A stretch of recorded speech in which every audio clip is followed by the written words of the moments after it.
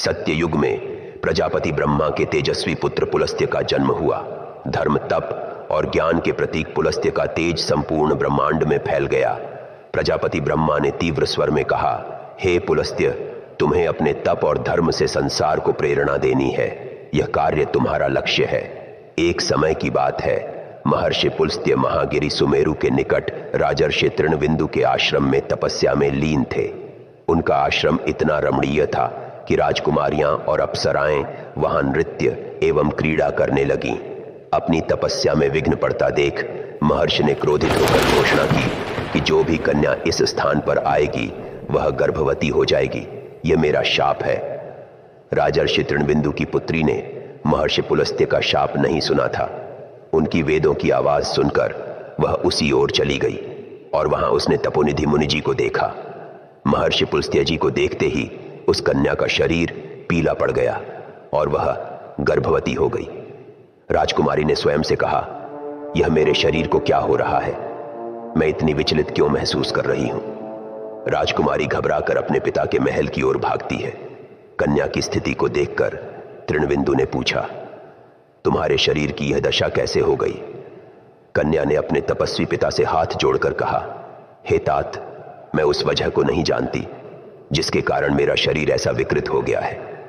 कुछ समय पहले अपनी सखियों को ढूंढती हुई मैं महर्षि पुलस्त्य के आश्रम में गई थी, परंतु वहां पर मैंने अपनी किसी भी सखी को नहीं पाया। उस समय ही मेरा शरीर ऐसा विकृत हो गया। यह देखकर मैं भय के कारण यहां चली आई हूं। राजर्षि ने ध्यान लगाकर यह सत्य जाना कि यह सब महर्षि पुलस्त्य के शाप का परिणाम है। उन्होंने अपनी पुत्री के साथ महर्षि के आश्रम में जाने का निश्चय किया। तृणाबिंदु ने महर्षि से प्रार्थना की, यह मेरी पुत्री अपने गुणों से विभूषित है।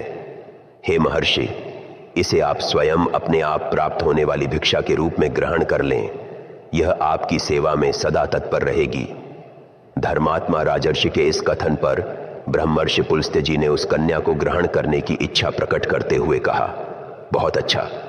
उस कन्या ने अपने सदाचरण और शील व्यवहार से मुनिश्रेष्ठ को संतुष्ट कर दिया, जिसके कारण एक दिन महातेजस्वी मुनिवर पुलस्त्य ने प्रसन्न होकर उससे कहा, हे सुंदरी, मैं तुम्हारे गुणों और व्यवहार के संपत्ति रूपी भंडार से बहुत प्रसन्न हूं। अतः हे देवी, तुम्हें प्राप्त होने वाला पुत्र मेरे जैसा होगा। माता पिता दोनों के कुलों की प्रतिष्ठा को बढ़ाएगा यह बालक।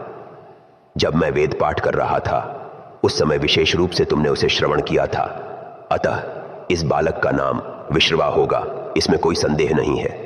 महर्षि के यह कहने पर वह देवी अत्यंत प्रसन्न हुई। कुछ समय बाद उस देवी ने एक पुत्र को जन्म दिया, जिसका नाम विश्रवा रखा गया। वह धर्म, यश और परोपकार से युक्त होकर तीनों लोकों में प्रसिद्ध हुआ। विश्रवा मुनि अपने पिता की तरह ही वेदज्ञ, तपस्वी और समदर्शी थे। उनकी महानता और तेजस्विता ने उनके कुल की ख्याति को और भी बढ़ा दिया।